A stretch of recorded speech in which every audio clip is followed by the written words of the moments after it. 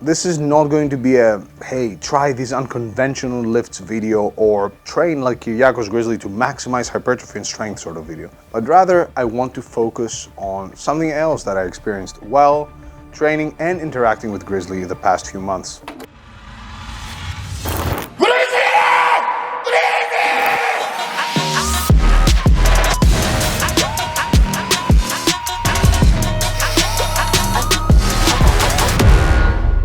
A few months ago, I reached out to Kiryakos through a mutual friend, and we started talking. We started talking on the phone, chatting, and what was instantly apparent to me was that this guy just loved training.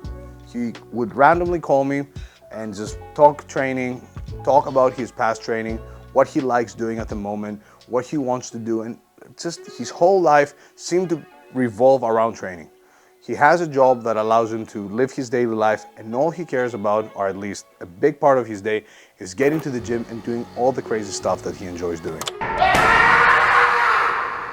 As he said in his own words, he trains for the difficult.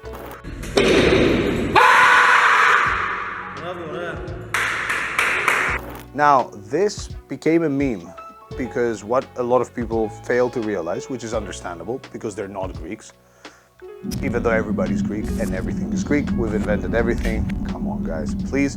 What Kiryakos did there is that he directly translated from Greek to English, and what he meant to say was that I am training for the difficult times, for the difficult days, for the feels, essentially.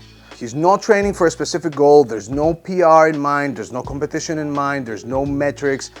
It is purely for the love of training. Sure, he has his little sub-goals on the unconventional lifts that he does, but essentially the goal is to get into that weightlifting hole, lift as much weight as possible, do a bunch of stuff, including stuff that is heavily challenging from an endurance standpoint, do that for a few hours, get destroyed, go sleep, and then go work, and then repeat, and do that all over again without any other motive.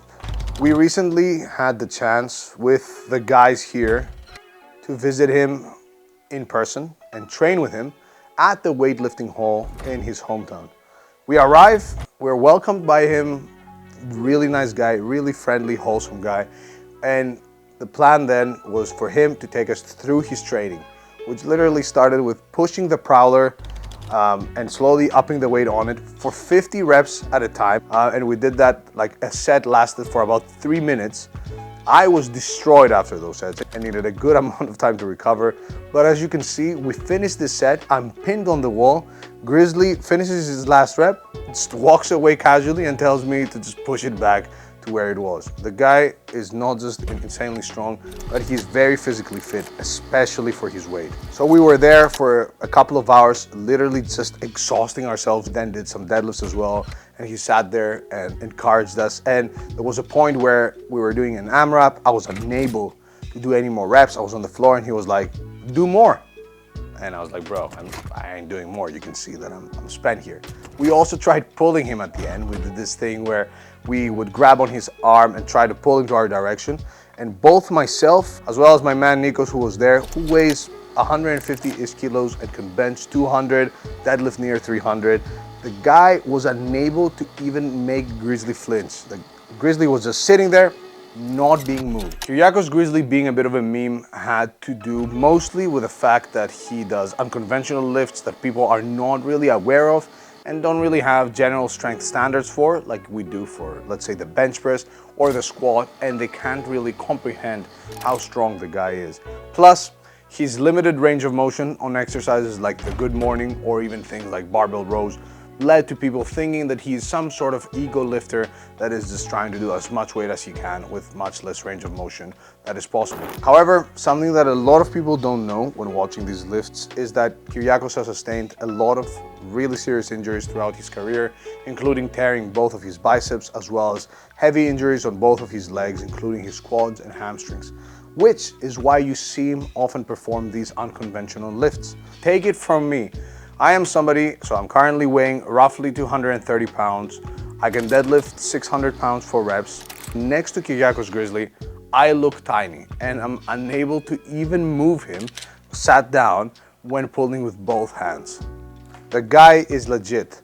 Toying with weights above 300 kilos, no matter the range of motion, is no joke. But the specifics aside, this was an awesome session, not because of the stimulus to fatigue ratio, not because we did some amazing hypertrophy optimized or strength optimized workout. It was just an amazing session for the feeling of it. For a few hours, we were there, nothing else mattered. It was all about just training hard for the sake of training hard. Lifting heavy weights, pushing the prowler, no plan, just really training hard for the love of it. It was simply a let's train together and get super tired sort of feeling, which reminded me of the first days in the gym. Back then it wasn't about the science, an optimal approach to training, constantly having a plan. It was more, let's just gather in the gym with a bunch of bros, do a bunch of stuff, get tired, have fun, and that was it. No gimmicks, no specific goals in mind, just plain old hardcore lifting and fun. Don't get me wrong, training like that for your whole life is probably not the way to go, and just training for fun and just doing whatever seems more extreme to get super tired is probably not the way you want to do things. But still, that feeling is something that I often, as a lifter, miss quite a lot. And I do see a lot of people losing their touch with their iron roots, if I may. In this day and age, we're constantly bombarded by PR this, PR that, progress this, progress that, physique transformations. We're in a rat race. As a lifter, there's people out there that are absolutely killing it with their strength and their physiques, and they're just constantly unhappy. They are laser focused on the numbers, on how they're changing, and they've completely disconnected from just the feeling of lifting, for feeling blessed that they can do what they love to do, and that's lifting. And that goes for all the people out there that are not professional strength or physique athletes, right? And that's something that Grizzly really had about him. He was like, I just love lifting, and that's why I had said for the difficult. He actually mentioned that. He is just somebody who really loves lifting, and that caught me by surprise. Obviously, I knew he enjoyed lifting from all his videos, but I wasn't really aware that he was just such a down-to-earth iron enthusiast to his core. He wasn't looking to collab, gain anything from us going there. He was literally just like, guys, come over and let's just train together. It would be cool to just train together. And he called me after and said, we're brothers in iron, asked us whether we were sore the next day. And our communication is the same ever since. A few calls here and there, talking about training, talking about the things that he does and the things that he enjoys. And that's literally it. Nothing more, nothing less. And that's what stayed with me after the trip. We often get lost, especially myself, and I'm venting now on YouTube. Free psychology session, you guys are my psychologist. We often get lost in the science of things, the business side of things now, for some of us that are also professionals in the space. And it is often rare to feel that, oh, it's just myself, some friends in a hot room full of iron, and we're just training for the fun of it without anything else on our minds.